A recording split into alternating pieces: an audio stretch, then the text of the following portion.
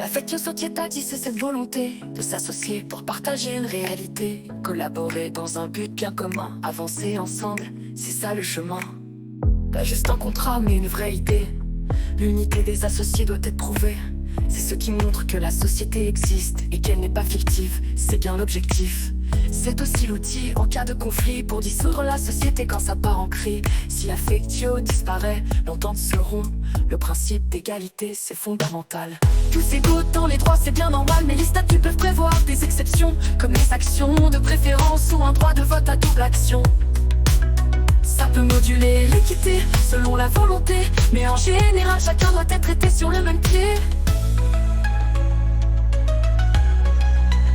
Dans une société, il faut s'engager, apport affectio, résultats à partager. Chacun prend sa place pour faire grandir un projet commun. Ensemble bâtir, les apports c'est la base. Faut bien comprendre, un contrat à part entière, faut pas s'y méprendre. Chacun apporte, ça doit être clair, en numéraire, en nature ou en savoir-faire. Ces apports forment le capital social de la société, ce qui la rend réelle et vitale. Les statuts peuvent aussi prévoir des conditions pour appeler les apports selon la situation. Mais attention, si l'argent manque à la société, un contrat contraire à l'intérêt social peut être contesté. Et dans les SAR et sociétés par action, les apports doivent être bien évalués, c'est la raison. L'évaluation c'est pour éviter les abus, surtout quand l'apport en nature est un peu confus. Si tu surévalues volontairement l'apport, c'est un délit, le 24-43, bien fort. On peut tout apporter tant que les biens sont dans le commerce, mais attention à la distinction de 143. L'apport peut être en propriété ou en jouissance, il faut bien faire la différence, c'est une vraie importance.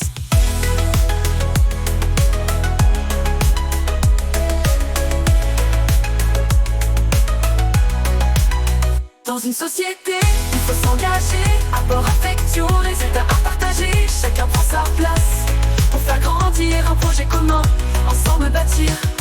Enfin, pour qu'il y ait une vraie société, il faut aussi une intention partagée. De participer aux résultats, c'est essentiel, que ce soit pour les bénéfices ou les gains matériels. Ce n'est pas juste un contrat, mais un projet concret. Chacun attend une part des flux, c'est bien le fait. Les associés doivent prévoir la répartition. Cette intention, elle permet d'aller plus loin. Refuser le remboursement des apports, c'est bien, on ne rembourse pas ce qu'on a donné. Ce n'est pas de l'argent, c'est un engagement à partager. Et au cœur de tout ça, les clauses Léo 1844 angles de manière plus fine.